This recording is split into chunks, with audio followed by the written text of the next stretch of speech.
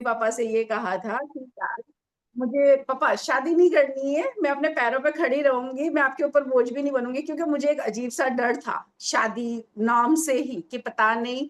अभी mummy papa के घर में मैं इतनी अच्छे से रह रही हूँ, नो डाउट हम मिडिल क्लास फैमिली से थे, बट फिर भी मम्मी के पापा की लाडली होती है ना लड़कियां, तो उस तरह से ही मैं पली बड़ी। और ये तो मैं हमेशा, मेरे को एक डर रहता था यार, पता नहीं सामने वाला बंदा कैसे होगा, या उसकी फैमिली कैसे होगी, कैसे नेचर होंगे, या आगे लाइफ में क्या आएगा, मैं फेस कर पाऊंगी कि नहीं कर पाऊंगी। मतलब बहुत कुछ था, बट फिर भी कहते हैं कि सबके लिए शादी करनी पड़ती है, की भी सही। देन आफ्टर बहुत बहुत बहुत प्रॉब्लम, सारे ज्वेलरी जितनी थी सब गिरवी रखना, काम धंधा उनका नहीं चल रहा, बहुत बहुत। एक टाइम ऐसा आया कि अ, बोलते हैं ना कि उनको बिजनेस करवाने के लिए मैंने, मम्मी पापा उन लोगों ने हेल्प की कि चलो भाई अपना दामाद ऊपर बढ़ जाएगा, अच्छे से इनकम होने लग जाएगी, तो कर्जा करके भी उनको दिया, बट उन्होंने क्या किया, लॉस। एक बार नहीं, 4 बार उनको बिजनेस सेटअप करके दिया, और 4 बार बढ़ा बढ़ाते हुए लास्ट जो उनका कर्जा किया, उन्होंने 85 lakhs का कर्जा कर दिया। और हमारे बीच में इतने झगड़े होते थे। एक टाइम ऐसा आया कि वो मुझे बिना बताए छोड़ के मुझे चले गए। जहां हम रेंट पे रह रहे थे तो 6 महीने का किराया सब कुछ चढ़ा हुआ था। और फिर लास्ट में एक फोन करके मेरे को बोलते हैं कि अभी थोड़े टाइम के लिए तुम तुम्हारी मम्मा के वहां चले जाओ, मैं थोड़ा सा सेटल हो जाऊं, फिर मैं आपको बुला लूंगा, तब हम एक फैमिली हो जाएंगे वापस। तब मेरा ऑलरेडी 1.5 साल का बेटा था। मैंने तब ये भी बोला, मैंने कहा यहाँ इतना सब आप छोड़ के गए हो, जो कर्जा, कर्जा की घर का भी किराया, और ये तो वो सब कैसे कि वो तुम देख लेना। मैंने भी थोड़ी सी गंदी लैंग्वेज में बात की कि किस तरह से मैं पूरा करूंगी। इवन वो एक हफ्ता ऐसा था कि मैंने मेरे बेटे को सिर्फ, बोलते हैं ना घर में खिचड़ी का दाना था, मतलब थोड़े से खिचड़ी के चावल थे, तो वो सूप कैसा होता है वैसा बना के एक हफ्ता मेरे बेटे का मैंने निकाला, सुबह दोपहर शाम जब भी ऐसा लग रहा है। और बेटा बोले मम्मा रोटी खानी है। मैंने कहा बेटा अभी अपने वो थोड़े उपवास चल रहे हैं ना, तो उसमें अपन ऐसा कुछ नहीं खा सकते हैं, इसलिए अभी थोड़ा यही खाना पड़ेगा। अब बच्चों को होता है ना कि चलो जय जय बापा का है, भगवान का है, ऐसे कर करके ये किया। तब मैंने एक डिसीजन लिया, मम्मी पापा के वहां गई, लेकिन सिर्फ पापा को एक ही चीज फोन पे पहले से बोला कि पापा मैं आ रही हूँ अभी आपके वहां रहने के लिए, बट मैं आप पे बोझ नहीं बनूंगी, मैं कमाऊंगी तभी खाऊंगी। तो पापा ने ये बोला कि बेटा अपने पापा के घर आ रही है और तू ऐसा बोल रही है। मैंने कहा पापा शादी नहीं की होती, कुंवारी थी ना, तब तक हक था, बट अब तो मेरा बेटा भी है, इसलिए अब मैं बोझ नहीं बनूंगी। ठीक है। पापा ने जॉब भी देखी थी मेरे लिए अकाउंटेंट की, बट मेरे भाई ने उनके फ्रेंड से बात की होगी कि दीदी की ऐसी ऐसी प्रॉब्लम हुई है, तो दीदी आ रहे हैं, तो उनकी एक फ्रेंड ने सजेशन दिया कि अगर दीदी को इंटरेस्ट है तो सैलून लाइन में देखो, अगर इंटरेस्ट है तो। मैंने मीटिंग भी की, जो भी ब्यूटिशियन थे उनसे, उन्होंने बताया कि कोई नहीं आप सीख सकते हो, और जितनी जल्दी होगा फिर आपकी मैं सैलरी स्टार्ट करूंगी। मैंने कहा सीखने के लिए फीस नहीं है, चाहती तो मम्मी पापा से ले सकती थी, बट मैंने यही बोला कि पहले आप मुझे सिखाओ, आप जैसे सैलरी स्टार्ट करोगे ना मैं उसी में से कट आउट कराऊंगी, बट मुझे बोझ नहीं बनना। तब पापा से मैंने सवाल किया, जब मेरी अकाउंटेंट की जॉब भी एक तरफ फाइनल थी, जिसमें मुझे 12,000 सैलरी स्टार्ट हो रही थी, और दूसरी तरफ ये था कि मैं सीख के एक कदम इसमें बढ़ाने वाली थी। तब पापा से कंफ्यूज होके पूछा, पापा मैं कंफ्यूज हूं, मैं क्या करूं। पापा ने बोला कि देख बेटा, जॉब तो करेगी वो अच्छी ही है, इनकम तुरंत हो जाएगी, लेकिन अगर तेरे हाथ में हुनर होगा तो वो कहीं नहीं जाएगा, चाहे तू गांव में रहे, चाहे सिटी में रहे, चाहे आउट ऑफ इंडिया में रहे, और वो तेरा खुद का होगा, तेरे हुनर से तू आगे बढ़ सकती है जितना चाहे, लेकिन जॉब में इंक्रीमेंट हो के कितना होगा। तो तब मैंने डिसाइड किया कि ठीक है मैं इस फील्ड में आती हूँ। और दूसरा मैंने जो सोच रखा था वो ये था कि मेरे हस्बैंड जो मुझे इस तरह से छोड़ के गए हैं, अगर वो मेरे साथ वापस जब भी आएंगे, बट वो जस्ट एक मेरे लिए एक स्टैम्प होगा बंदा। क्यों? क्योंकि मुझे मेरे बेटे को वापस खिचड़ी खिला के नहीं रखना है। उनके भरोसे रहूंगी तो मेरे बेटे के साथ ये चीज कभी भी हो सकती है, मेरे साथ ये कभी भी हो सकता है, वो कभी भी भगोड़ा इस तरह से भाग सकता है मुझे छोड़ के, मेरे बच्चे को छोड़ के। तो मेरे बेटे के लिए मैं ही सब कुछ रहूंगी, वो एक मेरे लिए स्टैम्प होंगे। वो तब से मैंने ठान ली थी। आप सब बिलीव नहीं करोगे, मेरा जो पहला दिन था दीदी ने एक एग्जाम्पल लेने के लिए जैसे बुलाया कि इसमें कितना डेडिकेशन है। मुझे कुछ नहीं दिखता था। अगर मेरी मैम बोलती थी कि 9 बजे आना है तो मैं 9 बजे चली जाती थी। बट उसके बाद मैंने कभी वापस घड़ी नहीं देखती थी कि कितनी बज रही है, कितने बजे मुझे घर जाना है।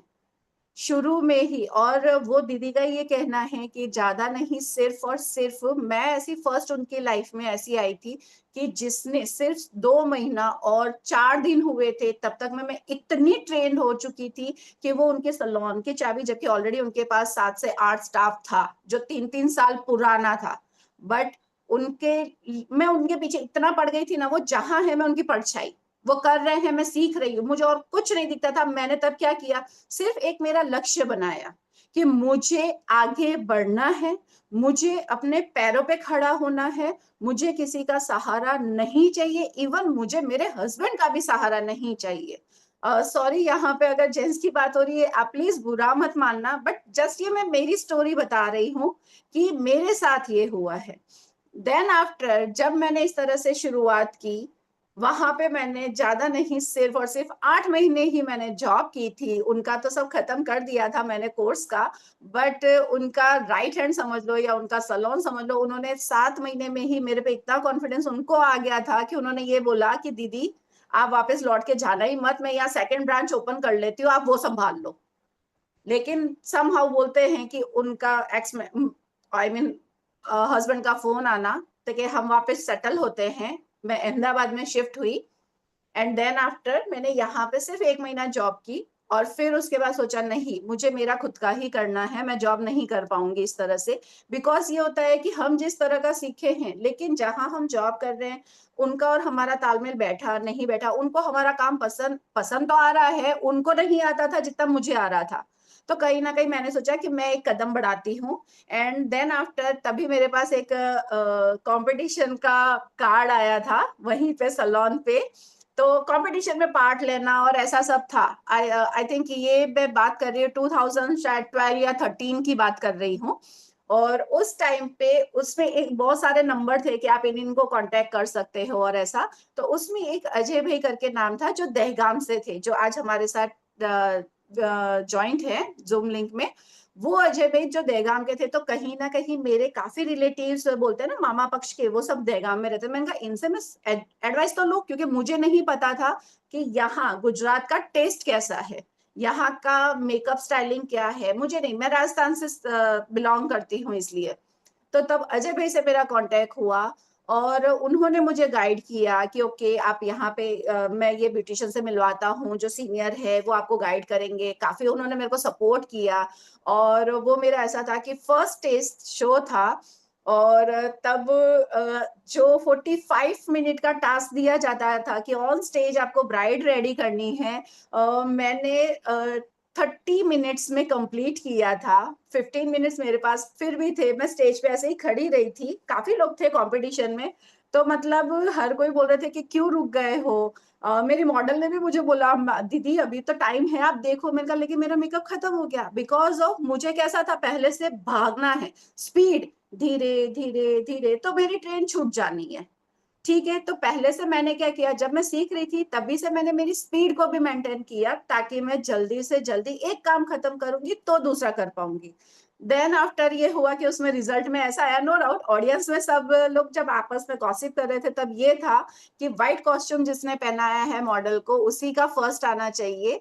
बट सम हाउ रीजन मेरा सेकंड नंबर आया था, तो तभी भी मैं बहुत खुश हुई थी। और मैंने फर्स्ट जो अजय भाई के वाइफ है उनको जाके हक किया था।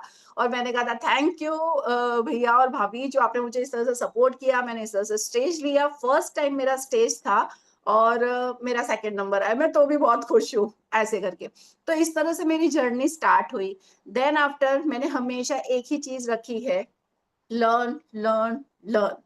लर्निंग करते जाएंगे, आगे बढ़ते जाएंगे, सीखते जाएंगे, तभी आप अपने एक स्टेप और आगे बढ़ोगे।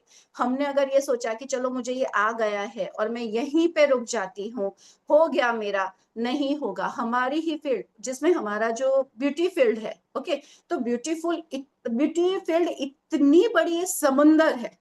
अगर कोई टेलर है तो वो टेलरिंग करेगा, उसमें ऑप्शंस आ जाएंगे, ये भी सिल सकते हैं, ये भी सिल सकते हैं, ये भी सिल सकते हैं, ठीक है। सेम उसी तरह से आप अगर कोई भी सब्जेक्ट देख रहे हो, स्वीट में भी अगर आप देखोगे, मिठाइयों वाला देखोगे, तो भी क्या होगा, ऐसे सिलेक्टेड होते हैं, वो बहुत ज्यादा नहीं कर सकते। बट हमारे पास क्या है, बहुत सारी फील्ड है। ब्यूटिशियन में ही आप स्किन में एक्सपर्ट बन सकते हो, आप नेल्स में एक्सपर्ट बन सकते हो, आप अभी जैसे मेकअप में कर सकते हो, हेयर स्टाइल में कर सकते हो, देन आफ्टर आप इस तरह के स्पीकर बन सकते हो, आप क्लासेस चला सकते हो। यही सारे सब्जेक्ट के क्लासेस चल, मतलब अर्निंग सोर्स बहुत सारा है, बहुत बहुत बहुत है। मैं इसे समुंदर मानती हूँ, क्योंकि समुंदर के अंदर कितनी सारी चीजें हैं। हर कोई उसमें से, कोई मच्छी मार होता है वो मछली लेके कमा लेता है, गोताखोर होते हैं वो अंदर से हीरे मतलब मोती और इस तरह से ले लेते हैं, बहुत से अंदर इस तरह के स्टोन्स होते हैं, वो स्टोन से अर्निंग हो पाती है। बहुत सारी इस तरह की जड़ी बूटियां अंदर समुंदर के अंदर है, जिससे अर्निंग हो सकता है। मतलब बहुत कुछ है समुंदर में, उसी तरह से इस फील्ड में भी बहुत कुछ है, राइट। देन आफ्टर मेरी लाइफ में एक टर्निंग पॉइंट ऐसा भी आया कि मुझे डिसाइड होना पड़ा, ये करना पड़ा कि मुझे अब इस बंदे का साथ नहीं रखना। अगर मैंने इस तरह का इस बंदे का साथ रखा, उसको पकड़ के रखा, तो मेरी जो नैया है, मेरे नाम के हिसाब से मेरी नैया है ना, वो तो डूबेगी डूबेगी, साथ में वो मेरे मम्मी पापा भाई बहन, हम सबको खराब और डिस्टर्ब हमारी लाइफ हो रही थी सबकी। उससे बेटर है एक दीमक जो मेरे घर में घुस चुकी है उसको निकालना। तब मैंने ये एक डिसीजन लिया, मैंने डिवोर्स लेने के बाद, पेपर साइन करने के बाद, मेरे पापा को फोन करके मैंने बताया कि पापा, आज आपकी बेटी ने एक बहुत बड़ा डिसीजन लिया है, वो भी आपको बिना बताए। तो पापा ने कहा कोई बात नहीं, तू तो मेरी वैसे भी शेरनी है, तेरा जो डिसीजन है तूने सोच समझ के लिया होगा, हम लोग तेरे साथ है, और तू मेरा शेर है और हमेशा शेर ही रहेगी। और मैंने दूसरी बात पापा को ये कह दी थी कि पापा आप ये मत सोचना कि अब बेटी मेरे साथ रहने आ जाए या हम लोग उसके साथ रहेंगे, वो हमारे साथ नहीं। मैं अपने पैरों पे खड़ी हूँ, बस मुझे ऐसे आशीर्वाद दो कि मुझे कभी किसी के सामने ऐसे हाथ ना फैलाना पड़े। मैं अपने काम में अपने नाम पे इतना वो कर सकूं कि कभी किसी के सामने हाथ ना फैलाऊं। हाँ, ऐसे करके मैं दान करूं, बट मुझे किसी के सामने हाथ ना फैलाना पड़े, बस मुझे ये आशीर्वाद चाहिए। तो देन उसके बाद यही है, करती जा रही हूँ, स्टेज परफॉर्मेंस दे रही हूँ, स्टूडेंट्स कर रही हूँ, सलोन चला रही हूँ, और साथ ही साथ में अब एक नई टीम के साथ मैं ज्वाइंट हो चुकी हूँ, जो जैसे ऑक्सीनाइन है, उनके थ्रू मुझे हिना मैम मिले हैं, जो हम एक अच्छा सा ट्रस्ट और वो सब बिल्डअप कर रहे हैं। काफी सारी लेडीजों को हम आगे बढ़ाने का रख रहे हैं, लक्ष्य है हमारा कि हम उन लोगों को भी आगे बढ़ाए। जो ऐसे होते हैं ना, जो लोग, फीमेल्स ऐसा सोचती है कि यार मैं ये नहीं कर सकती, नहीं कर, अरे क्यों नहीं कर सकते। जब भगवान ने आपको, आप, भगवान यहाँ पे जन्म देने नहीं आ सकते थे, है ना, हर एक इंसान को भगवान जन्म नहीं दे सकता था। इसलिए उन्होंने क्या किया, लेडीज बनाई है, माँ बनाई है जन्म देने के लिए। एक माँ, जब, देखो वो एक ऐसा अवतार है कि एक टाइम के लिए वो जन्म देती है, फिर वो सरस्वती बनती है, शिक्षा देती है, फिर वो अन्नपूर्णा देवी बनती है, सबका सबका पेट भरने के लिए। एक टाइम ऐसा आता है कि वो अपनी फैमिली के लिए, अपने बच्चों के लिए अगर कोई प्रॉब्लम आ गई तो वो कालका माँ भी बन जाती है। ये सारे स्वरूप शायद कहीं ना कहीं आप लोगों ने देखे होंगे, एक आपके अंदर भी आ जाता होगा कि अगर आपकी फैमिली में कभी कोई प्रॉब्लम आ गई ना, तो ऐसे ढाल बन के खड़े हो जाओगे। वैसे चूभी नहीं निकल रही होगी, लेकिन प्रॉब्लम आ गई तो सीधे खड़े, तलवार लेके, बेलन चाकू जो हाथ में आया, आ जा भाई, मेरा परिवार है, कोई हाथ तो लगा के दिखाए, कोई कुछ बोल के तो दिखाए। तब कोई सिखाने नहीं आता है, ये हमें उसने दिया हुआ है। तो जब हम काम करने लगते हैं या कभी कहीं किसी के साथ बैठ के बात करनी होती है, तो हम क्यों डरे, गलत तो सब नहीं बता रहे हम किसी को भी, है ना। तो बहुत सारा टैलेंट हमारे अंदर है, हम उसे निकालते हैं, हम इस तरह से उसको एक्सप्लोर करते हैं, हम उसे ट्रेनिंग देते हैं कि ओके आप में ये छुपा हुआ हुनर है, उसे आप बाहर निकालो। हम इस तरह की ट्रेनिंग्स भी देते रहते हैं। ओके, अब ज्यादा टाइम ना लेते हुए आज का मैं मेन टॉपिक पे आती हूँ, हाइड्रा फेशियल, जो मार्केट में बहुत ज्यादा चल रहा है। उसके बाद में बहुत सारे लेजर मार्केट में चल चुके हैं, बट हाइड्रा मैंने इसलिए लिया है क्योंकि उसके काफी सारे मिथ भी मार्केट में चल रहे हैं। और अपने यहाँ पे काफी ऐसी ब्यूटिशियंस है, मैं ऐसा नहीं बोलूंगी छोटा बड़ा कुछ नहीं, लेकिन किसी का न्यू सेटअप है जिसने नया नया शुरू किया है, जो काफी टाइम से कर रहे हैं, सीखे हैं, बट बहुत सी जगह मैंने ये चीज देखी हुई है कि फीस बहुत ली जाती है। सोशल मीडिया बहुत वो हाई बताया गया होता है, वो हमें भी पता है कि उन्होंने कैसे सोशल मीडिया को ज्यादा हाई दिया होता है, किस तरह से आगे फॉलोअर्स बड़े होते हैं, बट वो हर रोज अपना प्रॉपर पूरा नॉलेज नहीं देते हैं। मैं ये सोचती हूँ स्टूडेंट को पूरा नॉलेज देने में प्रॉब्लम क्या है? वो कहीं पे सीख रहे हैं, सीख के अपना काम करने वाले, वो अपने प्लेस पे करने वाले, आपके क्लाइंट वो थोड़ी ना ले जाएंगे। बट अगर आपने 100% उसको सिखाया होगा, वो अच्छे से अर्निंग करेगी, तो वो कहीं ना कहीं हमेशा दुआ में आपको याद रखेगी ना कि यार थैंक्स टू दिस मैम कि उन्होंने मुझे इतना अच्छा नॉलेज दिया जिसकी वजह से मैं इतना अर्न कर रही हूँ। क्योंकि आज स्टूडेंट कभी भी जब हमारे पास सीखने के लिए आती है, तो वो मुझे पता है कि सबके पास पैसों की इतनी फैसिलिटी नहीं होती है। वो पता नहीं कैसे कैसे करके घर वालों से लड़ झगड़ के कहीं से भी पैसों का अरेंजमेंट करके एक वो गुरु को देती है, इस ट्रस्ट के साथ कि गुरु को जितना आता है वो मुझे उतना सिखाएंगे। माना कि 100% मैं गुरु जैसी नहीं बन पाऊंगी, बट वो ट्राई करेगी तो 60-70% तो बनेगी ना, तो उतना अर्निंग तो वो कर पाएंगे। लेकिन जब ऐसा होता है कि गुरु उसको पूरा नहीं सिखाता और उसको बाद में पता चलता है कि यार मेरा नॉलेज तो अभी भी अधूरा है फीस देने के बावजूद भी, तब वो जो एक हर्ट होता है ना, वो कुदरत देख लेती है। फिर वो हाय हमें नहीं चाहिए होती है। इसलिए जब भी हम क्लास ले रहे होते हैं, तब हम ये करते हैं, पूरी किताब खोल के रख लेते हैं। हम किसी चीज को प्रमोट नहीं करने बैठते हैं कि नहीं आप पर्टिकुलर ये ही लो, ये ही लो, ये ही लो। क्यों? क्योंकि कभी भी वो कंपनी शायद बंद हो गई तो क्या हमारे स्टूडेंट बैठ जाएंगे? हम हमेशा टेक्निक सिखाते हैं, हमारी क्लास में हमेशा हम टेक्निक सिखाते हैं कि जिससे उनके हाथ में चाहे 100-200 की प्रोडक्ट आए, चाहे 1000 की आए, चाहे लाखों की प्रोडक्ट आए, बट वो काम अच्छे से कर पाए। आज का टॉपिक जैसे है कि हाइड्रा फेशियल, तो मैं उसके बारे में अब ब्रीफ ऑफ करना शुरू करती हूँ। बहुत शॉर्ट में मेन प्रॉप्स कैसे क्या काम करते हैं, स्किन पे कैसे काम होता है, और कैसे हम थोड़ा सा कंसल्टिंग कर सकते हैं, बहुत शॉर्ट में मैं आपको बताने वाली हूँ। सी हाइड्रा फेशियल जो है वो एक इस तरह का मशीन है जो आज से काफी टाइम पहले से, मतलब जैसे कि हमारे उर्वशी मैम और ये जो लेजेंड है, तब से ये सारे प्रॉप्स चल रहे हैं। गैल्वेनिक था, हाई अल्ट्रासाउंड था, ठीक है, एब्रेशन था, आरएफ मतलब रेडियो ओ, फ्रीक्वेंसी वो भी था। हेलो, कोई कुछ कह रहा है? आप लखवा नहीं? सभी लोग रेखा माइक म्यूट म्यूट करें करो, प्लीज। आवाज बच्चे म्यूट कर दो। किंजल रेखा मैम मैम, म्यूट कर रेखा देंगे। मैम। हाँ। ओके, सो ये सारे पहले काफी अलग अलग सारे प्रॉप्स हुआ करते थे, सिंगल सिंगल, जिसको जो समझ में आया एक प्रॉप लिया, जिसको जो समझ में आया दूसरा प्रॉप लिया। और ठीक है, कोई अच्छा क्लाइंट आया, चलो ना थोड़ा सा एक मशीन घुमा देते हैं तो ज्यादा इनकम हम ले पाएंगे, 100-200 और प्लस कर पाएंगे। बट अब ये हुआ है कि हाइड्रा का जो ये मशीन है उसमें ये हो गया कि जो सारे अलग अलग प्रॉप्स थे, जो भी हैंडल्स है जिसे हम प्रॉप्स कहते हैं, वो प्रॉप एक ही मशीन में सेट करके दिया गया है। और उसका एक सक्शन मतलब जो मोटर होती है उसके साथ उसको सेट करके दिया है कि आप लेवल को अप एंड हाई कर सकते हो स्किन अकॉर्डिंग। ठीक है, साथ साथ में जब इसके साथ की पहले किट्स नहीं लॉन्च हुई थी, सिर्फ मशीन लॉन्च हुआ था। ठीक है, देन आफ्टर उस टाइम पे हम यही सिखाते थे कि आपके पास जो भी फेशियल किट है, आप उसकी यूज विथ मशीन कैसे कर सकते हो। अब ऐसा हो गया कि उसकी किट्स आने लग गई है, बट पहले किट नहीं थी।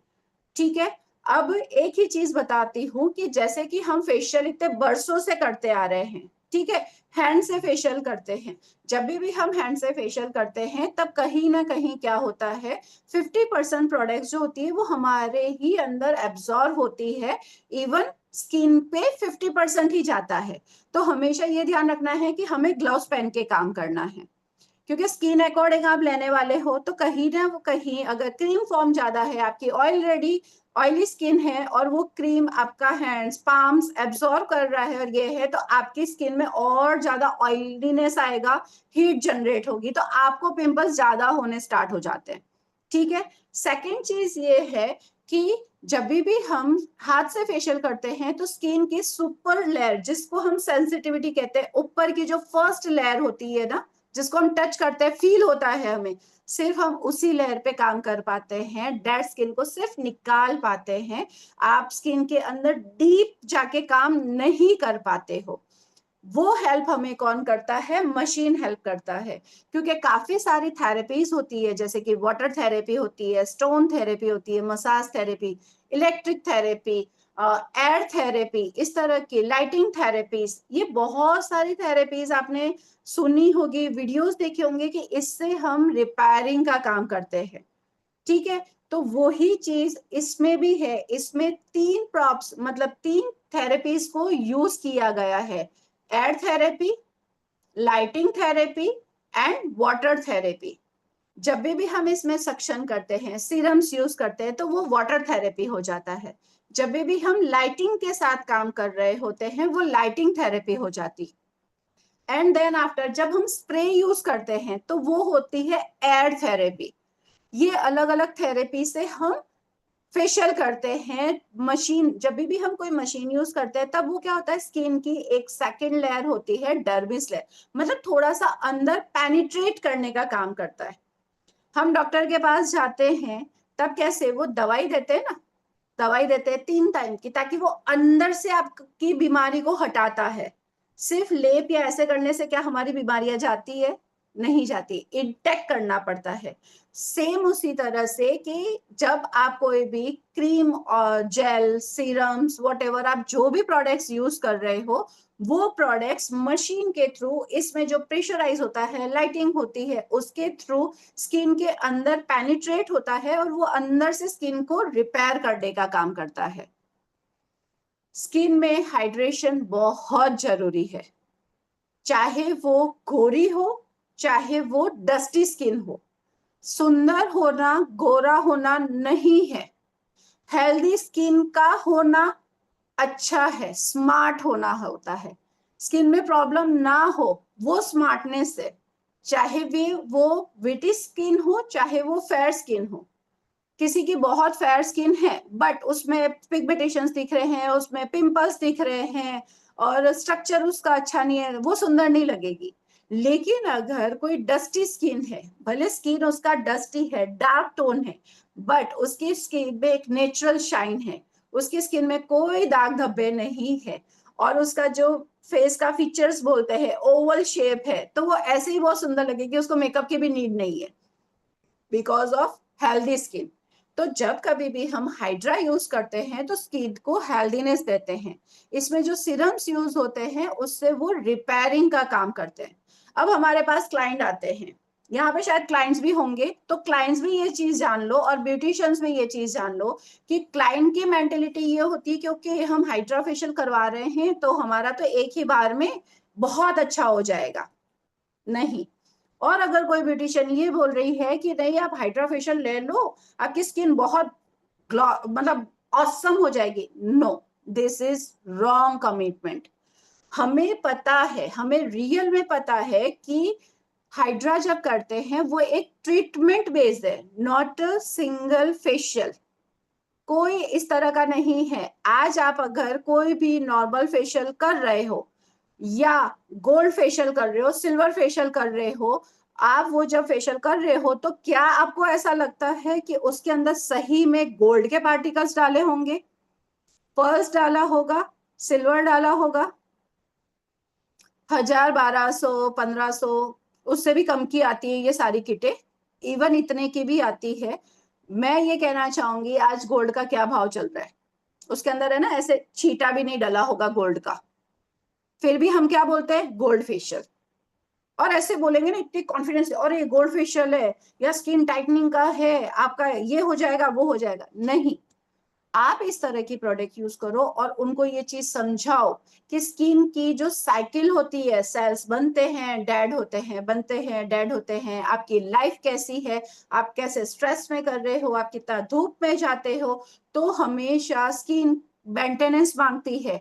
हम कैसे अच्छा फूड खाते हैं, फ्रूट्स खाते हैं, बहुत से सप्लीमेंट्स मतलब दवाइयां ले रहे होते हैं अपनी बॉडी के लिए, बॉन्स के लिए, ब्लड के लिए, वो सब क्या है, हमारा बॉडी का मेंटेनेंस। उसी तरह से स्किन भी मेंटेनेंस मांगती है। आप कुछ नहीं तो महीने में एक बार क्लीन अप तो करवाइए, ताकि वो अच्छे से डीप क्लीन हो सके, पोर्स क्लियर हो सके। जो भी टैनिंग, एक लेयरिंग बनती जा रही है, tan tan dust dust dust और ये सब, तो वो क्लीनिंग होती जाएगी, रिपेयर होती जाएगी, वो मेंटेनेंस मांगती है। तो आपको क्लाइंट में ये अवेयरनेस लानी है कि मैम, एक बार में कुछ नहीं होता, जादू की छड़ी नहीं है हमारे पास। हम यहाँ पे आपकी ट्रीटमेंट कर रहे हैं, धीरे धीरे धीरे धीरे करके आपकी स्किन में हम इम्प्रूवमेंट लाएंगे।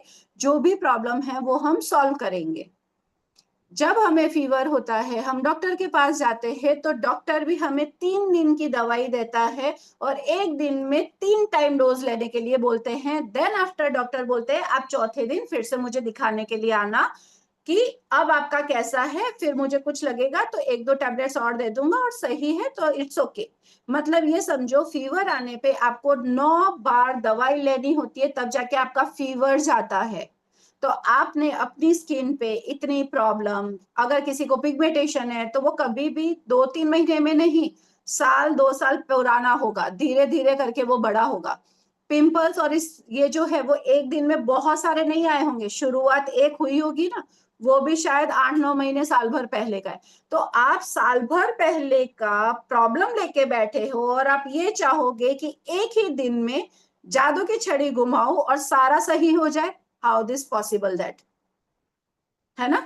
तो हमें क्लाइंट को यही समझाना है कि मैम, आप इतने टाइम से ये प्रॉब्लम लेके बैठे हो, तो आपको एटलीस्ट सिटिंग लेनी होगी अवेयरनेस के तौर पे, और आप इस तरह से यहाँ सिटिंग लीजिए, और हम आपको धीरे धीरे करके ये सारी प्रॉब्लम को हटाएंगे। जितना आपको नॉलेज है कि ये प्रॉब्लम कितने टाइम में जा सकती है, वो उन्हें बताओ, उनको क्लियरिटी आईना दिखाओ कि देखो ये है, धीरे धीरे सारे जम्स जाएंगे, धीरे धीरे सारी प्रॉब्लम जाएगी। और साथ साथ में उन्हें ये सिखाओ कि आपको होम केयर कैसे करना है।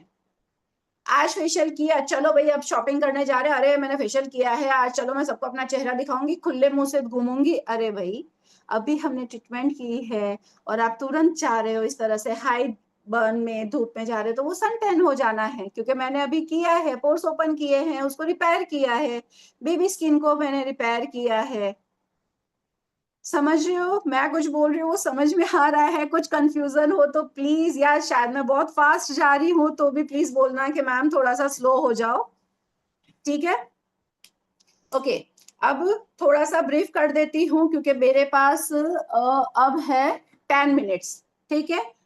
10 मिनट्स है, तो 10 मिनट्स में मैं सिर्फ इसमें जो जो प्रॉप्स होते हैं वो क्या काम करते हैं, वो मैं एक शॉर्टली आपको बता देती हूँ। ओके, जब भी हम फेशियल कर रहे होते हैं, तो नॉर्मल हमारे फेशियल के बहुत नॉर्मल स्टेप्स होते हैं। फर्स्ट होता है क्लिंजर, सेकंड होता है स्क्रबिंग, थर्ड होता है हमारा मसाज, जिस जेल क्रीम जो भी आप यूज कर रहे हो, एंड देन आफ्टर होता है पैक, और उसके बाद कंपल्सरी एसपीएफ लगाना है। एसपीएफ सन प्रोटेक्शन, क्यों? क्योंकि आपने ट्रीटमेंट की है, देन आफ्टर आपको एसपीएफ लगाना चाहिए, जिससे कि स्किन क्योर मतलब सेफ होके रहे। ठीक है, स्टेप्स यही होते हैं फेशियल के, बट हम क्या करते हैं, skin according, skin according cream या जेल कौन सी स्किन पे किस तरह का जाएगा, ऑयली स्किन में किस तरह की प्रोडक्ट जाएगी, ड्राई स्किन है तो किस तरह की प्रोडक्ट जाएगी, ये हमारा बेसिक फेशियल स्टेप हो गया। बट जब हम हाइड्रा के साथ कर रहे होते हैं, या एडवांस, मैं ऐसा नहीं बोलूंगी कि सारे आप हाइड्रा के साथ करो, अगर विथ मशीनरी करना है तभी भी आप स्किन रिपेयर कर सकते हो, और विदाउट मशीनरी करना है तभी भी आप स्किन रिपेयर कर सकते हो। बट यहाँ जब हम मशीन की बात कर रहे हैं, आज का मेरा टॉपिक विथ मशीन है, तो मैं इसके साथ बताऊंगी कि हम कैसे स्टेप्स ले सकते हैं। फर्स्ट स्टेप, जैसे आपने नॉर्मल क्लींजर किया, तो ध्यान रखना है हमेशा 2 टाइम्स आपको क्लींजर करना है। फर्स्ट ये हमेशा ध्यान रखना है। अब जब हम मशीन के साथ कर रहे हैं, तो एक बार हमने मैन्युअली हैंड से मसाज किया, क्लींजिंग किया, देन आफ्टर हमारे इसमें एक प्रॉप आता है, वो होता है एब्रेशन।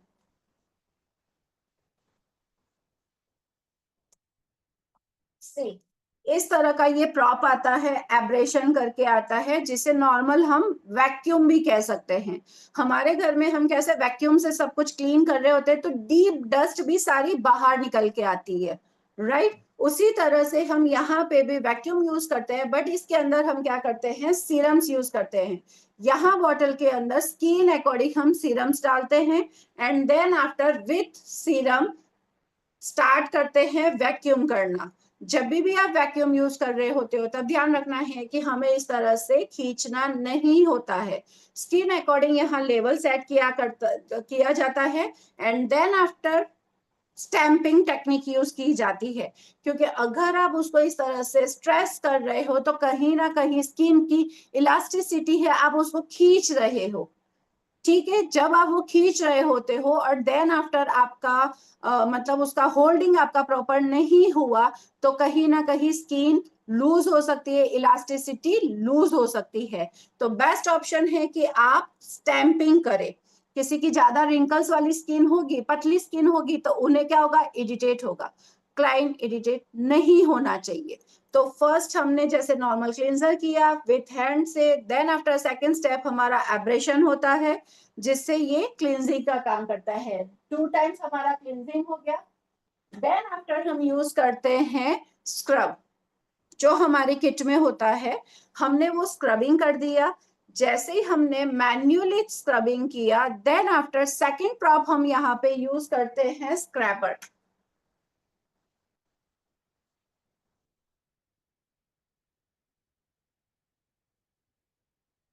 सी, इस तरह का ये स्क्रैपर होता है। ये स्क्रैपर से आप ओवरऑल फेस पे, इसके भी हम लेवल सेट करते हैं skin according, high to normal या डाउन, ठीक है, स्किन अकॉर्डिंग करते हैं। ये स्क्रैपर क्या करता है, जो भी हमारी डेड लेयर है उसको निकालने का काम करता है। कहीं ना कहीं हमारे जो ब्लैक एंड व्हाइट हेड्स और ये होता है, वो भी रिमूव करने का काम करता है। हाँ, बहुत जिद्दी, काफी डीप है अगर आपके ब्लैक एंड व्हाइट हेड्स, तो हमें वो स्टिक यूज करनी पड़ती है। अदरवाइज अगर वो क्लाइंट रेगुलर करवा रहा है, तो आराम से स्क्रैपर से आपका क्लीन हो जाता है, डेड सेल्स भी निकल जाते हैं, एंड साथ साथ में ब्लैक एंड व्हाइट हेड्स भी रिमूव होते हैं। ये हो गया हमारा सेकेंड स्टेप। देन आफ्टर हम क्या करते हैं कि नॉर्मली हमारे फेशियल किट में या तो जेल होगा या फिर क्रीम होगा। स्किन अकॉर्डिंग हमें ध्यान में रखना है कि हमें जेल यूज करनी है या क्रीम यूज करनी है। जब भी आप वो यूज कर रहे हो, तब से हमारा क्या होता है, ये चीजों को हमें पेनिट्रेट करना होता है स्किन के अंदर। अभी तक हमने क्या किया, एक्सफोलेशन, निकालने का काम किया, क्लींजिंग किया, डस्ट निकाली, स्क्रैपर किया, डेड स्किन निकाली, ब्लैकहेड्स निकाला, सब कुछ बाहर निकाला। अब हमें जो करना है, वो क्या करना है, स्किन के अंदर पेनिट्रेट करना है। अगर आपकी किट पे स्किन अकॉर्डिंग प्रॉब्लम्स है, ट्रीटमेंट्स करनी है, एक्ने है, पिंपल्स है, व्हाटएवर जो भी प्रॉब्लम्स है, बहुत सारी प्रॉब्लम्स होती है, आपको अगर रिपेयर करना है, तो उसके लिए सीरम्स यूज कर सकते हो, पिल्स यूज कर सकते हो। अगर कुछ नहीं, तो नॉर्मल आपकी फेशियल किट में अगर क्रीम जेल है, तो वो आपको अप्लाई करना है। देन आफ्टर पेनिट्रेट करने के लिए हम आरएफ यूज करते हैं। आरएफ मतलब रेडियो फ्रिक्वेंसी। सी, ये है हमारा प्रॉप, रेडियो फ्रिक्वेंसी। इसके अंदर लाइट होती है, इसमें हल्का सा टिंटलिंग होता है। जब भी आप इसको चला रहे हो, सी इस तरह से लाइटिंग हो जाती है।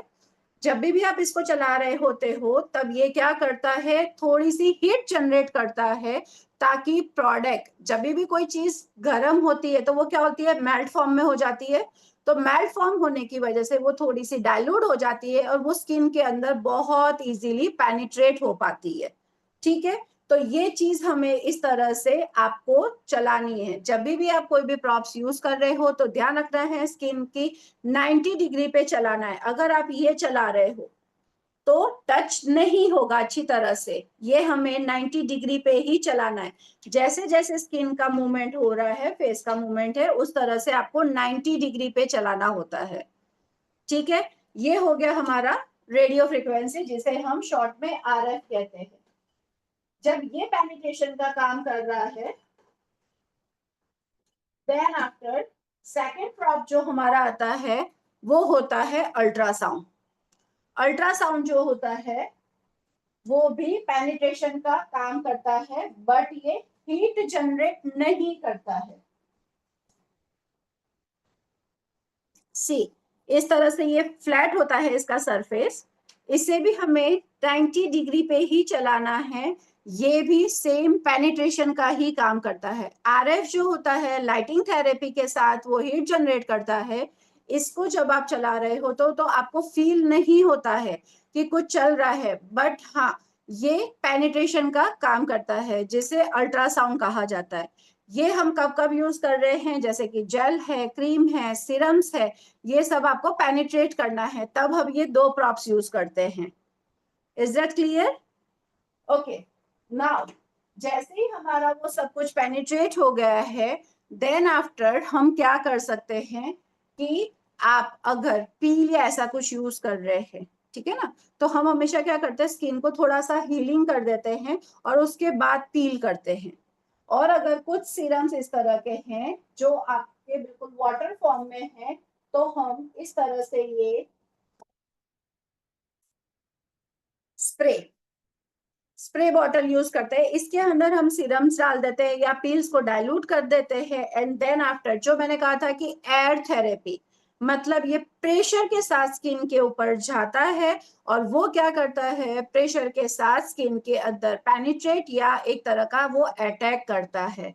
हम कभी भी जैसे कि व्हीकल आप हर रोज घर पे क्लीन कर रहे होते हो, क्लीन कर रहे होते, बट आप महीने डेढ़ महीने में क्या करते हो, एक बार सर्विसिंग में डालते हो।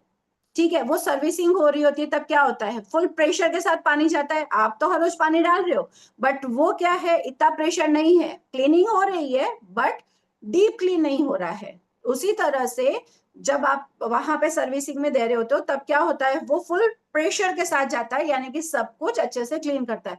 सेम थिंग यहाँ पे भी एयर थेरेपी होती है, जो इतनी प्रेशर के साथ प्रोडक्ट को स्किन के अंदर पेनिट्रेट करने का या अटैक करने का काम करती है। सो ये यूज किया जाता है। देन आफ्टर, सॉरी, ओके, ये हो गया। अब उसके बाद हम यूज करते हैं पैक। लास्ट हमारा स्टेप आ गया पैक का। पैक को आपने अप्लाई किया, एंड देन आफ्टर मेरे पास बड़ा ओमेगा लैंप है। आप जब हाइड्रा लेते हो तो फेस का भी आता है छोटा, तो हमें वो फेस पे लगाना है विद इन 15 to 20 मिनट के लिए। आप अगर विदाउट हाइड्रा भी कर रहे हो और कभी भी फेशियल कर रहे हो, तो पैक का ध्यान रखना है कि वो 20 मिनट के लिए आपको रखना है, आधे घंटे, या ऐसा नहीं है कि आप उसको छोड़ दिया और दूसरे काम खत्म कर रहे हो, नहीं। क्यों? क्योंकि हमारी बॉडी का एक सिस्टम होता है कि जब आपका ब्लड जब इधर से रिमूव होता है, तो पूरी बॉडी में घूम के जब वो वापस, एक क्लॉट समझ लो, वो पूरी बॉडी में घूम के वापस जब आता है, तो टोटल उसको 20 मिनट्स लगते हैं। ठीक है, तो हमें वो 20 मिनट का ध्यान रखना है। 20 मिनट के लिए ही हमें फेस पे पैक लगाना है, एंड देन आफ्टर हमने अगर लाइट्स रखी है तो 20 मिनट के लिए करके हल्का सा softly gently massage, and then after remove, और लास्ट में लगाना है एसपीएफ। अब इसके अंदर एक प्रॉप आता है, कोल्ड हैम्बर। ठीक है, वो जो कोल्ड हैम्बर होता है वो इस तरह का होता है, सी दिस वन, दिख रहा है? कोल्ड हैम्बर होता है, वो क्या करता है, बिल्कुल ठंडा करने का काम करता है, बहुत कोल्ड इफेक्ट देता है। ये होता है फ्रीज करना। कोई भी जगह है, आपको जलन हो रही है, जैसे ही आपने बर्फ लगा दिया तो वो क्या होगा, वहीं पे उसको फ्रीज करता है। अगर कहीं कट लग गया है और आपने बर्फ रख दिया, तो वो क्या करेगा, वहीं पे उसको फ्रीज कर देगा। तो सेम थिंग, ये जो कोल्ड हैमर है वो मल्टीपल टाइम्स आप आपकी स्किन पे दे सकते हो। अगर आपने क्लिंजर किया और अगर किसी को रैशेस जैसा लग रहा है या थोड़ा सा बर्निंग जैसा लग रहा है, आपने पील यूज किया और बर्निंग हो रहा है, डिटेन किया, बर्निंग हो रहा है, रेडनेस आ गई, तुरंत कोल्ड हैमर दे दो। स्टैंपिंग मेथड, सिर्फ और सिर्फ स्टैंपिंग मेथड करना है, वो क्विक वहां पे हील करना स्टार्ट कर देगा। कुछ नहीं तो लास्ट में जैसे ही आप पैक और ये सब भी हटा रहे हो, देन आफ्टर आप कोल्ड हैम्बर दे दो, जिससे क्या होगा, आपने जो भी मसल्स को अपर साइड में डायरेक्शन देके उसको एक शेप क्रिएट किया है, टाइटनिंग का किया है, तो जो आपके मसल्स है वो वहां के वहां फ्रीज हो सके। आपने स्किन के अंदर कुछ पेनिट्रेट किया है, सीरम्स पेनिट्रेट किया है या कुछ जेल्स पेनिट्रेट किए हैं, तो वो वहीं के वहीं फ्रीज हो जाए और वो अंदर जाने के बाद रिपेयर करने का काम करे। इस तरह से हम ये पूरा हाइड्रा फेशियल खत्म करते हैं। लास्ट में SPF कंपलसरी है, और मैं हमेशा अपने क्लाइंट को ये ऑक्सी9 का SPF प्रिफेयर करती हूँ। फेस वॉश भी उसी का देती हूँ, एंड देन आफ्टर मॉइस्चराइजर भी देती हूँ। देखो, मॉइस्चराइजर का मतलब ये नहीं है कि वो ऑयली स्किन नहीं लगा सकती है, ऐसा नहीं होता है, क्योंकि उसके अंदर किस तरह के वाटर कंटेंट्स होते हैं। ठीक है, अगर वाटर कंटेंट्स वाला मॉइस्चराइजर है तो वो ऑयली स्किन पे भी जाएगा और ड्राई स्किन पे भी जाएगा। तो हमारा जो मतलब ऑक्सी9 कंपनी का मॉइस्चराइजर है वो ऑल टाइप ऑफ स्किन के लिए है। ठीक है, तो होम केयर देखो, अब इस पे एक चीज ये आ गई कि बहुत से ये सोचते हैं कि यार हम हमारी प्रोडक्ट्स को कैसे सेल करें, क्लाइंट तो हमारा समझता ही नहीं है, या उनको ऐसा लगता है ये थमा रहे हैं।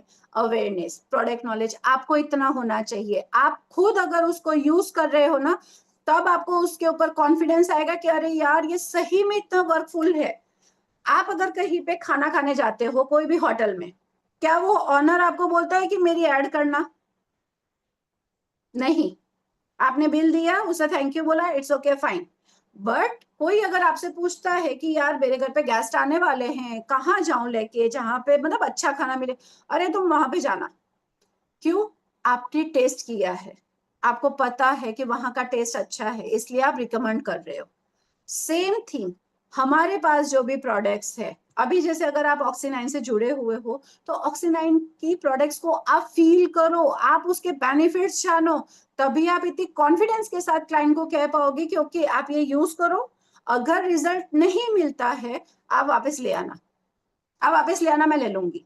लेकिन जिस तरह से मैं गाइड कर रही हूँ प्रॉपर ईमानदारी के साथ, आप उसी तरह से यूज करना। मैं इतने कर चुकी हूँ, मैं खुद ही कर रही हूँ, मेरे घर वाले कर रहे हैं, और मैं इतने लोगों को दे चुकी हूँ, किसी की कंप्लेन नहीं आई है। और आपने जिनको दिया है उनके फीडबैक्स लेना रखो, ताकि आप बता सको कि देखो ये रहे मेरे पास प्रूफ, क्लाइंट के प्रूफ कि देखो यस उन्होंने इस तरह से यूज किया था और ये है उनका रिव्यू, ये रहा। रिव्यू आप फेक नहीं बना सकते हो। एग्री? ओके, तो मैं बस यही कहूंगी कि टाइम मेरा खत्म हो रहा है। Yes yes madam. यस, और तो अभी थैंक यू सवाल सो जवाब मच। लोगों को टाइम यस, देते हैं, आपको किसी को कुछ यस, यस, पूछना है थैंक तो यू सो आपसे बात मच। करेंगे। हाँ, और बस एक चीज कहना चाहूंगी कि हम इस तरह से काफी सारी क्लासेस, ये वो सब बहुत सारे टॉपिक्स, इवन अभी मेरी नेक्स्ट क्लास आई रही है स्किन के अकॉर्डिंग, शायद हो सका तो सर इस ग्रुप में डाल देंगे या ऐसा। कोई ज्वाइन करना चाहता है, कोई नॉलेज लेना चाहता है, या मेरी अगर कोई भी हेल्प चाहिए हो तो प्लीज कॉल मी, मुझे कांटेक्ट कर सकते हो। Thank you so much. Over to sir. जी, अभी जिनको कुछ पूछना है, अ, मैडम ने जो समझाया उसके ऊपर बात कर सकते हो।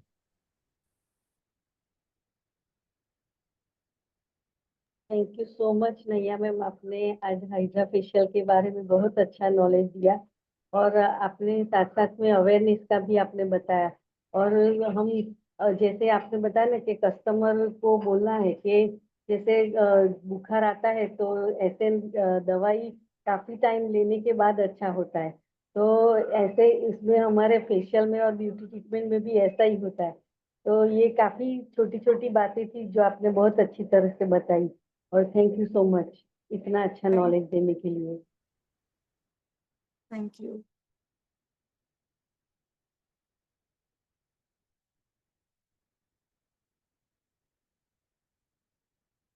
यस, ग्रुप में से कोई और कुछ पूछना चाहता है हाइड्रा फेशियल रिगार्डिंग, अगर कोई इंक्वायरी है?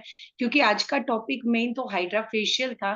सो कुछ और बातें हम करें इससे पहले मैं पूछना चाहूंगी, क्योंकि आज बहुत सारे नए स्टूडेंट को हमने इनवाइट किया था, ब्यूटिशियन को इनवाइट किया था।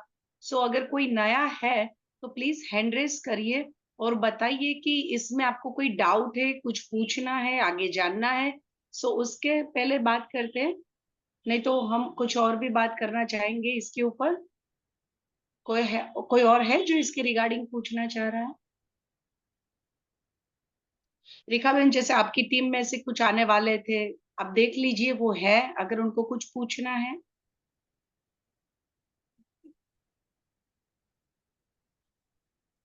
ठीक है, जब तक मम्मी कोई नहीं पूछ रहा है, मुझे एक बात मेरे शेयर को करनी पूछना थी। है, जी मुझे जी पूछना जी, है पर ना मैम। पूछिए। यस यस यस, जैसे पूछिए आपने प्लीज। पैक अप्लाई कर दिया लास्ट में, मतलब I am not a parlour लेकिन हम पर्सनली करते हैं, तो पैक के तुरंत बाद सनस्क्रीन लगाना है या there should be a gap of 5 to 10 minutes? नहीं, आप जब उसको रिमूव कर रहे हो ना, जैसे ही आप उसको मसाज करेंगे और रिमूव करेंगे, फिर क्या होता है, क्लाइंट हमेशा चेंज करता है, तो नॉर्मली वो 5 to 6 मिनट्स 10 मिनट्स हो ही जाता है, आप कंसल्ट कर रहे हो और ये, एंड देन आफ्टर आप तुरंत ही एसपीएफ लगाओगे। मतलब क्लाइंट को बाहर जाने से पहले एसपीएफ लगाना है, और हमेशा ये ध्यान रखना है एसपीएफ लगाने के बाद तुरंत बाहर नहीं जाना है, कम से कम 10 से 15 मिनट का गैप करना है, बिकॉज ऑफ उसके अंदर के जो इंग्रेडिएंट्स है वो अपना काम शुरू करे। क्योंकि जैसे ही आप लगा रहे हो, अप्लाई कर रहे हो, देन आफ्टर वो हमारी स्किन के साथ बॉन्डिंग बना के उसको प्रोटेक्ट करने के लिए एक लेयरिंग रेडी होती है, देन आफ्टर वो वर्कआउट करना शुरू करेगा। तो मैं यही कहूंगी कि एसपीएफ आप तुरंत लगा दीजिए 5 मिनट में ही, लेकिन बाहर जाने के 10 से 15 मिनट पहले, तब तक में हम क्या करते हैं, ब्यूटिशियंस कंसल्ट करते हैं, होम केयर देते हैं, अवेयरनेस बताते हैं, तो आराम से 10-15 मिनट हो जाते हैं, तो यस आप तुरंत लगा सकते हैं। थैंक नैया यू। में मेरा क्वेश्चन था कि जैसे सेंसिटिव स्किन है बराबर, तो हम उस पे हाइड्रा फेशियल करते हैं तो जो रेडनेस आ जाती है, तो ऐसे कोई टेम्परेचर होता है कि हमें सेंसिटिव स्किन पे ऐसा कुछ फिक्स करना है तो? यस हाँ, यस यस यस, वो डेफिनेटली। मुझे अगर आपको लग रहा है कि सेंसिटिव स्किन है, ठीक है, वो सेंसिटिव स्किन हो गई या बहुत ज्यादा रिंकल्स है, ठीक है ना, ये क्या है, वीडियो से, हाँ वीडियो सेव रहेगा। यस, अगर किसी की बहुत ज्यादा रिंकल्स वाली स्किन है या सेंसिटिव स्किन है, तब हमें क्या करना है, आपका लेवल डाउन रखना है। इसमें जो भी लेवल्स होते हैं यहाँ स्क्रीन पे होते हैं। वैसे ये क्लास थोड़ी सी एक डेढ़ घंटे की हो जाती है, बट मैंने बहुत शॉर्ट में ब्रीफ आउट किया है। यहाँ पे स्क्रीन पे लेवल सेट होता है, तो आपको नॉर्मल करना है। और अगर कभी आपको ऐसा लग रहा है, जैसे मैंने बताया कि अगर रेडनेस आ रही है, तो आप तुरंत कोल्ड हैम्बर दे दो।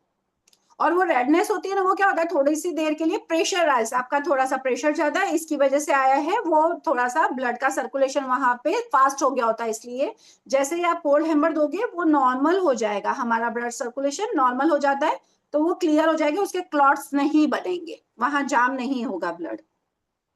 Thank you so much. Welcome welcome. Yes, और कोई? ओके, आज अगर इसके रिगार्डिंग कोई क्वेश्चन नहीं है, तो मैं एक चीज बताना चाहूंगी। यहाँ पे दहगाम से मेरे एक टीम में मेंबर ज्वाइंट हुए हैं, अजय भी वाघेला, जो दहगाम से हैं, और ये इस तरह से सेमिनार वर्कशॉप्स और सब कुछ ऑर्गेनाइज करते हैं, और ये भी अब हमारे साथ टीम में ज्वाइंट हुए हैं, और ऑक्सी9 में भी ज्वाइंट हो चुके हैं। तो मैं चाहूंगी कि अजय भाई कुछ बात कहें।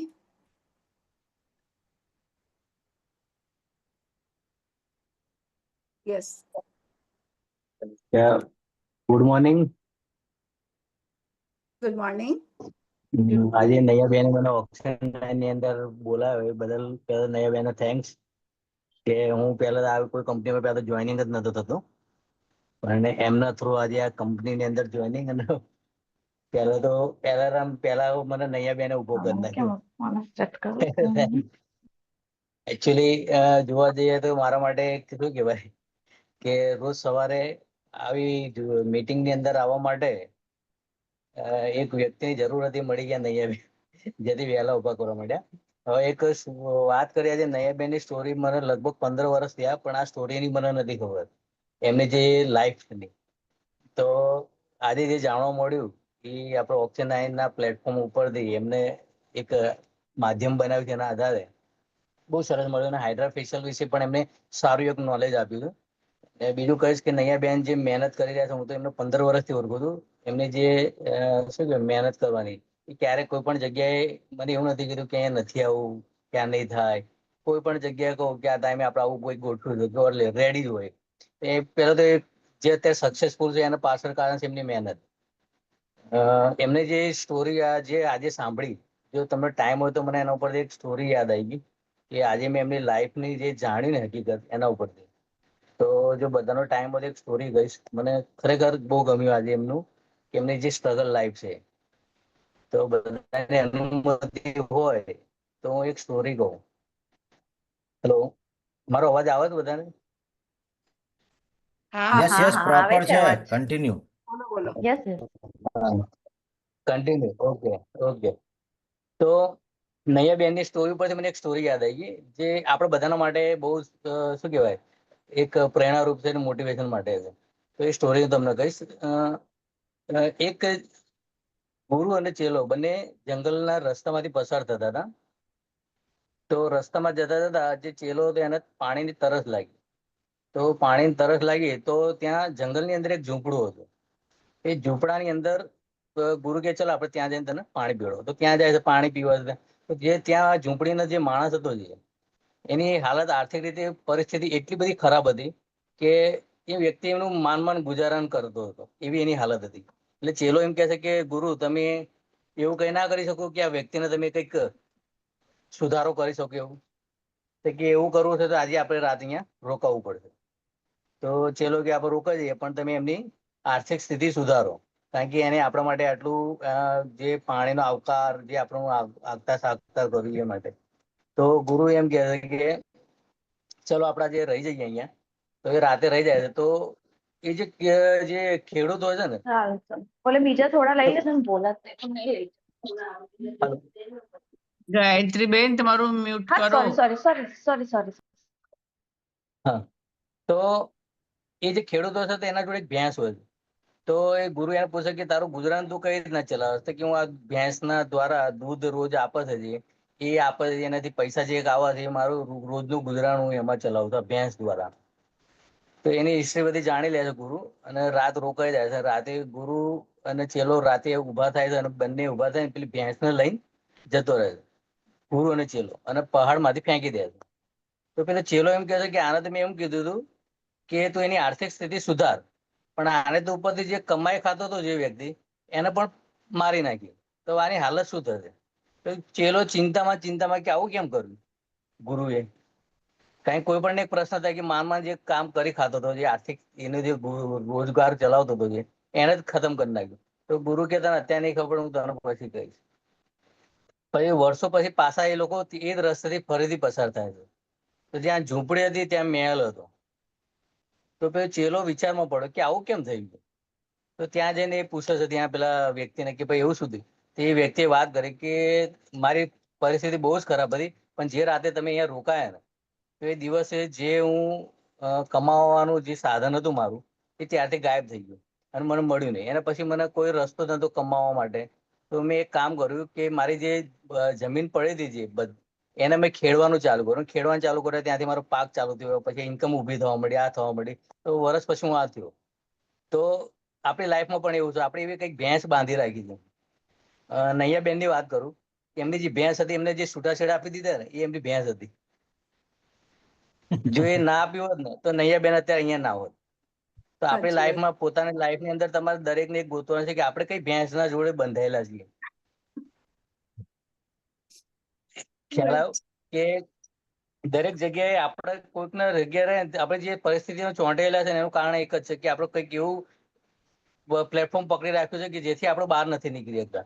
ઘણી વખત કુદરત આપણા જોડે એવું કરતું હોય છે કે ભાઈ આપણે બહુ પ્રાર્થના કરવાથી આપણે જે કમાવાનું સાધન છે એ ગાયબ થઈ જાય, પણ એનું પાછળનું કારણ જોવા જઈએ તો આ જ હોય છે. મને ખ્યાલ આવ્યો, કારણ કે મારી લાઈફમાં પણ આ જ થયેલું છે. હું જોબ કરતો હતો, મારી જોબ જતી રહી હતી. જોબ જયા પછી હું એમ થઈ કે હું શું કરીશ, તો પણ આ જ વસ્તુ થઈ કે લાઈફની અંદર તમારા જોડે જે બનાવ બનતા આપણે કે કેમ આવું થયું. જો નૈયાબેન જોડે આ પરિસ્થિતિ ના થઈ તો એમના હસબન્ડના ડિપેન્ડ જ રહ્યા હોત, એ અત્યારે આ લેવલે હોત જ નહીં. યસ, ડેફિનેટલી સાચી વાત છે ભાઈ. હા, એટલે આપણે લાઈફમાં આવું જે થતું હોય છે આપણે એમ કહે છે કેમ, પણ હકીકતમાં કુદરત તમને કંઈક તમારામાં હુનર જોતું હોય છે ને, એ લાવવા માટે પણ આવું થતું હોય છે. એટલે બેસ્ટ છે કે તમારી જે લાઈફમાં જે પ્રોબ્લેમ થયો ને, એ સારા માટે જ થયો છે. મને એવું લાગે છે કે તમારા અંદર જે હતી ને કળા, એને બહાર લાવવા માટે કુદરતે આ ઘડ્યું છે. એટલે આપણા જોડે કદાચ આવું બહુ બનતું હોય. અત્યારે એક પ્લેટફોર્મ આપણને પણ મળ્યું છે, એક ઓક્સિજન 9 તરફથી. મને પણ ધીમે ધીમે ઇન્ટરેસ્ટ હવે જાગવા માંડ્યો છે ઓક્સિજન 9 ઉપર, કે હું આજે નૈયાબેનના થ્રુ પહેલા તો હું વિચારતો હતો કે કારણ કે દરેક કંપનીની અંદર બધું અલગ અલગ પોતાનું વિશે બધી વાતો થતી હોય છે. એની કંપની વિશે વાત થતી, પણ આ એક પ્લેટફોર્મ છે કે દરેકને પોતપોતાનો હુનરનો એક ચાન્સ આપવામાં આવે છે. એટલે આ પ્લેટફોર્મ બહુ સરસ બનાવ્યું છે. મેં એમના જોડે મીટિંગ, મિતેશભાઈ જોડે મીટિંગ કરી હતી, એના પછી મને ખ્યાલ આવ્યો ના કે આની અંદર તમારું ફ્યુચર કંઈક દેખાય છે દરેકને. જો આના અંદર પરફેક્ટ ધ્યાન આપવામાં આવે તો આ કંપની ફક્ત ઓક્સિનાઇન માટે નહીં પણ પોતાની લાઈફ માટે પણ બહુ સારામાં સારું એક કહેવાય કે તમને આગળ લાવવા માટે કામ કરે, કે તમે આવા બધા નવા નવા લોકો જોડે જોડાઈ શકો છો, નવા નવા વ્યક્તિઓના વિચારસરણી લઈ શકો છો. આજે હું આટલા ટાઈમ 15 વર્ષ સુધી નૈયા બેન જોડે તો પણ એમની લાઈફ સ્ટાઈલ મને નથી ખબર, પણ આજે આ પ્લેટફોર્મ ઉપરથી મને ખબર પડી કે એમની હિસ્ટ્રી શું હતી. એ હિસ્ટ્રી મને અહીંયા જાણવા મળી આ પ્લેટફોર્મ પર. એટલે ઓક્સિનાઇનની જે સિસ્ટમ બનાવી છે રિયલીમાં બહુ સારી છે અને હું પણ હવે દરરોજ જોડાવા માટે તૈયાર થઈ ગયો કે ના મારે પણ આની અંદર જોડાવું. તો મિતેશભાઈને હું કહીશ કે બહુ સરસ એવું તમે પ્લેટફોર્મ બનાવ્યું છે અને આ માધ્યમથી અમે પણ આગળ આવીએ અને જેટલા પણ લોકો ટીમની જોડાયા હતા અને જે જોડાવાના હતા એ પણ આગળ આવશે. અને લગભગ હું માનું છું ત્યાં સુધી આ વીકની અંદર મારા જોડે મેક્સિમમ માણસ આની અંદર જોડાશે એ હું ગેરંટી આપું છું, કે જેથી Yes, દરેક good. લોકો આની અંદર લાભ લઈ શકશે. બરાબર, okay. Definitely. Thank Thank you, you અજયભાઈ. Thank you. હું એક Thank વસ્તુ you. કહેવા માંગીશ મિતેશ સર, પ્લીઝ, હું તમને પણ કહીશ, પણ હું એક વસ્તુ કહેવા માંગીશ કે જો આ એકલું બિઝનેસ હોત ને તો કદાચ આ બીજાની જેમ હોત, પણ આ એક મિશન છે. મની મેકિંગ થી તો બધા સ્ટાર્ટઅપ કરે, પણ અહીંયા એક એવો ઉદ્દેશ હતો કંપનીનો કે એક મિશન કે આપણે ઇન્ડિયાને કેમિકલ ફ્રી બનાવીએ, લોકોમાં અવેરનેસ લાવીએ, કેન્સર ફ્રી કરીએ. ત્યારે એક પ્રોડક્ટ એવી બનાવવામાં આવી અહીંયા કંપનીમાં કે જે કેમિકલ ફ્રી છે, પેરાબિન ફ્રી છે. ખાલી પ્રોડક્ટનું સેલિંગ કરવું એ જો કંપનીનું મિશન હોત, મની મેકિંગ, તો એમને સેલ્સમેન મળી જતા, બ્રાન્ડ એમ્બેસેડર મળી જતા. ખર્ચો કરવાથી શું ના મળે, કંપની પાસે શું નથી. પણ કંપની એ વિચાર કર્યો કે નાનામાં નાનો માણસ કહેવાય ને કે સામાન્ય માણસને અસામાન્ય સ્થિતિ આપવી છે, એટલે એમને કોઈ લેવલ સુધી પહોંચાડવું છે. એટલે જ તેમણે આ પ્લેટફોર્મ બનાવ્યું, મોર્નિંગ સ્કૂલ. તમે આવો, તમે અમે લોકો પણ કરીએ છીએ સોસાયટી કેમ્પ, જ્યાં chemical awareness programme, herbal awareness programme, cancer awareness programme કરીએ, બ્યુટિશિયનોને અવેરનેસ પ્રોગ્રામ બતાવીએ છીએ, વર્કશોપ કરીએ, સેમિનાર કરીએ, મેક્સ ટુ મેક્સ સુધી પહોંચવા માંગીએ છીએ. Not for product sale, awareness કરીએ છીએ કે યસ તમે આવો, જુઓ, મોર્નિંગ સ્કૂલમાં બેસો, કંઈક જ્ઞાન મળે છે, કંઈક તમે અવેર થશો તો બધા માટે સારું છે. તો થેન્ક્સ ટુ ઓક્સિનાઇન, thanks to Mitesh sir, Sumit sir, Jignesh sir અને આખી team. Yes, beautician, lovely beautician family, દરેકની સ્ટોરી છે, દરેકની સ્ટ્રગલ છે અને દરેકનું સાંભળવા મળે છે, દરેક પાસેથી શીખવા મળે છે. Good platform.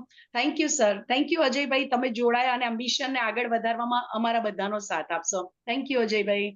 Thank you Naiya. Mitesh sir. जी, और कोई कुछ बताना चाहता है तो बोल सकता है, या मैडम को कुछ पूछना है। बाकी ये तो अजय सर ने जो भैंस के बारे में बताया कि हर एक के पास जो भैंस होती है, ईश्वर जब भी आपको कुछ देना चाहता है उसका स्टाइल जो है देने का बहुत निराला है। वो कभी सीधे सीधे आज तक मैंने भी नहीं देखा है कि वो सीधा देता है। वो जब भी देता है पहले सब खलास कर देता है।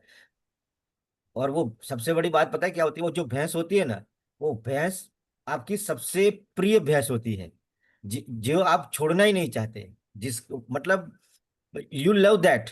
आपका वो अंदर से आपने कभी नहीं सोचा कि ये भैंस मेरी चली जाएगी, आपने बिल्कुल भी नहीं सोचा है। और वो जो दूसरी भैंस को देने वाला होता है उसके बारे में आपने सोचा ही नहीं है कि मेरे को ऐसी भी भैंस मेरे फ्यूचर में आने वाली है, अगले मोमेंट तक आपको नहीं पता होता है। तो मुझे तो जो लग रहा है जीवन में मैंने जो देखा है वो समझा है कि हमारे पास सिर्फ एक ही है कि अपना अपना मतलब कि भगवान पे श्रद्धा रखो और अपना जो काम है, ईश्वर ने जो तुम्हें काम दिया है, ठीक है, क्योंकि बहुत सारे लोग इतने मतलब दुखी है कि उनके पास काम ही नहीं है, कोई काम नहीं है, वो कंफ्यूज है कि क्या काम करे। अगर ईश्वर ने आपको कोई काम दिया है करने लायक तो बस वो करते रहो अपना कर्तव्य। और एक बार हमने बहुत अच्छी बात करी थी, इस बात को दोबारा रिपीट करता हूं कि अगर मेहनत करने का चांस ईश्वर ने दिया है, अगर आप मेहनत नहीं करोगे तो याद रखना मजदूरी करनी पड़ेगी। जब ईश्वर साथ दे रहा है तुम्हें कोई काम के लिए और तुम मेहनत मेहनत होती है दिल से, खुशी से, आनंद के साथ, लेकिन मजदूरी तुम्हें मजबूरी में करनी पड़ती है। ठीक है।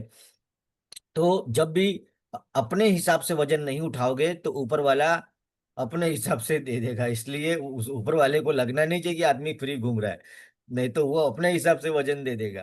उनको लगना चाहिए ये तो बिजी है ऑलरेडी, इसको डिस्टर्ब नहीं करना है। बाकी इट वॉज फैंटास्टिक। नैया मैडम ने आज बहुत अच्छा अपना सेल्फ स्टोरी के बारे में बताया। और पिछली बार हिना मैडम ने एक पिक्चर बताया था, अ, उनका नाम था उबरो। तो मैंने ढूंढा थोड़ा, और फिर उस पिक्चर को मैंने दो दो बार देखा। इसमें बहुत शानदार मूवी, अच्छी मूवी है, मुझे बहुत मजा है उसमें। कॉमेडी भी है उसमें, बहुत अच्छे अच्छे मैसेज है। तो लास्ट में एक लाइन वो बोलता है, अगर आपने सुना हो तो, कि अगली बार ना हम मतलब बहिरावनी मतलब टूर नहीं उपाड़ी है, हम लोग लेडीज का ट्रिप नहीं निकालेंगे यार। ये लोग बहुत रुलाते बहुत है, क्योंकि उन सबके पास अपना अपना एक स्टोरी था उस मूवी में, कि जिसके कारण वो लोग कुछ ना कुछ जीवन में। लेकिन इट वाज फैंटास्टिक मूवी, बहुत अच्छा मूवी, मुझे बहुत अच्छा लगा। और मैंने कम से कम, बहुत रेयर केस में मैं दो मूवी, मतलब एक ही मूवी को दोबारा देखता हूँ। ये मूवी ऐसी इतनी शानदार है कि दो बार देखने का मन किया। और रियली मैं सबको भी रेकमेंड करता हूँ। गुजराती मूवी है। अब ये है तो सीमारू करके एक एप्लीकेशन है, उस पे है मेरे ख्याल से, या गूगल से सर्च करके 100-200 रुपया अगर पेड करना भी पड़े तो कर दो। लेकिन मूवी बहुत मस्त बनाई है, आप लोगों को देखना चाहिए। ऐसे प्रेरणादायक बहुत सारी मूवी बनी है। हम और दूसरा क्या पता है, कि जो अच्छी मूवी होती है जिसमें मैसेज है जीवन को लेके, वो ज्यादा चलती नहीं है। चलती कौन सी मूवी है जिसका कोई ठिकाना नहीं है कहीं भी से भी, वो मूवी ज्यादा चलती है। तो हमें हमेशा ऐसी मूवी देखनी चाहिए जिससे हमारे जीवन को कोई मैसेज मिले, कुछ सीखने को मिले। ठीक है, एंटरटेनमेंट तो होना ही चाहिए लाइफ में, लेकिन कुछ मैसेजेबल हो। बाकी आज का जो सब मैडम ने बताया, उनकी एक सेल्फ स्टोरी थी, उन्होंने जीवन में बहुत शॉर्ट समय में बताया। मैंने उनको बोला भी था कि मैडम नहीं तो स्टोरी जो जिस तरीके से उन्होंने उठाई, मुझे तो डर लग रहा था कि आज हाइड्रा पे आएंगे कि नहीं आएंगे। मुझे तो डर था कि हाइड्रा पे बात हो पाएगी कि नहीं हो पाएगी, क्योंकि होता क्या है, जब सेल्फ स्टोरी आती है ना तो आदमी अपने इमोशन में खो जाता है, अपनी स्टोरी में खो जाता है। उसके पास बताने को बहुत कुछ है, दर्द है, तकलीफें है, उत्साह है उसमें। तो हर एक की, देखो हमारे इस कंसेप्ट में, इस प्लेटफॉर्म पे आपको हमें हमारा एक ही मकसद है कि हम एक दूसरे को हेल्प करें, स्किल के साथ विल को कैसे मजबूत करें, उसके ऊपर अलग अलग किस्म की ट्रेनिंग लगती है। कल हमारा सेशन होगा सेल्स के ऊपर कंटिन्यू, कि जो सेल्स सेल्स क्योंकि दुनिया में आप कुछ भी हुनर सीख लिए, आप चाहे प्रोडक्ट बेच रहे हो या सर्विस दे रहे हो, अगर आपका सेल्स मजबूत नहीं है तो आप ज्यादा बड़े लेवल पे नहीं जा पाओगे। जितना भी जिंदगी में आपने कुछ मुकाम को हासिल किया है, उसका कहीं ना कहीं कारण आपकी सेल्स एबिलिटी, सेल्स स्किल जो है, जो आपको एक स्टेप ऊपर लेके जाती है। तो हमने 3 सेशन पिछली बार लिए थे, चौथा अभी भी 3 और लगेंगे ऐसा लग रहा है, क्योंकि लंबा टॉपिक है, बहुत शानदार और मजेदार टॉपिक है। और वो ऐसा टॉपिक है, अगर जिंदगी में पैसे कमाने हैं तो सेल्स को इतना मजबूत कर दो, सेल्स के अंदर पीएचडी कर डालो। ठीक है, वर्ल्ड का ये ऐसा सब्जेक्ट है कि सालाना 4,000 पुस्तकें सेल्स के ऊपर लिखी जाती है, नहीं आती है हर साल। और सेल्स ही मात्र ऐसा है जो पैसा देती है। सेल्स आपको बैलेंस शीट में पैसा लाता है, बाकी तो सब कुछ खर्चा ही खर्चा है। तो हमें सेल्स के ऊपर प्रभुत्व लेके आना है, उसमें पीएचडी करनी है सेल्स में। तो कल अपन सेल्स के ऊपर देखेंगे। बाकी आप सबका बहुत बहुत धन्यवाद, thank you so much. Time काफी हो चुका है, 8:11 हो चुके हैं। सेशन को वाइंड अप करते हैं। आप सबके सहकार के लिए धन्यवाद, स्पेशली नैया मैडम के लिए। और थैंक यू। मैं नैया मैडम जैसे हजारों दूसरे लोगों को भी मैं रिक्वेस्ट करूंगा, जब भी आपका मन करे कोई टॉपिक पे, आपके पास आपको लगता है कि सर मैं 40 मिनट बोल सकती हूँ, सब्जेक्ट कोई भी हो, बस समाज के लाभ के लिए होना चाहिए, दूसरे को फायदा हो सके, ऐसा कोई टॉपिक अगर आपके पास है, चाहे वो आपकी स्किल का हो, फेशियल का हो, मेकअप का हो, या गीता पे बोलना है, रामायण पे बोलना है, महाभारत पे बोलना है, कोई स्टोरी सुनानी है, अपनी स्टोरी, कोई आपको लगता है कि मेरे पास 40 मिनट का कुछ ऐसा है जो दूसरों को शायद देना चाहिए, तो आई वेलकम यू। आप हमें संपर्क कर सकते हैं सीनियर से और अपना सेशन रख सकते हैं। और जो लोग बोल सकते हैं वो लोग तो आते ही रहो, मैं बस यही कहूंगा। स्पेशली हिना मैडम बोल सकते हैं, नैया मैडम भी बोल सकते हैं, अजय सर भी कहानी अभी पहले झटके में सुना सकते हैं, तो वो भी एक अच्छे स्पीकर है। तो जो भी लोग नए हैं, जब भी आते हो, शालिनी मैडम आप भी कभी भी जो भी बोल रहे हैं उन सबको मेरा, हमारे जितने भी साथी मित्र और है जो कंटिन्यू है, हमारे सबको मेरा रिक्वेस्ट है आप आइए, वेलकम है आपका, आप सबका स्वागत है। धन्यवाद, thank you so much. Now I am going to wind up. Thank you. Thank you. Thank you.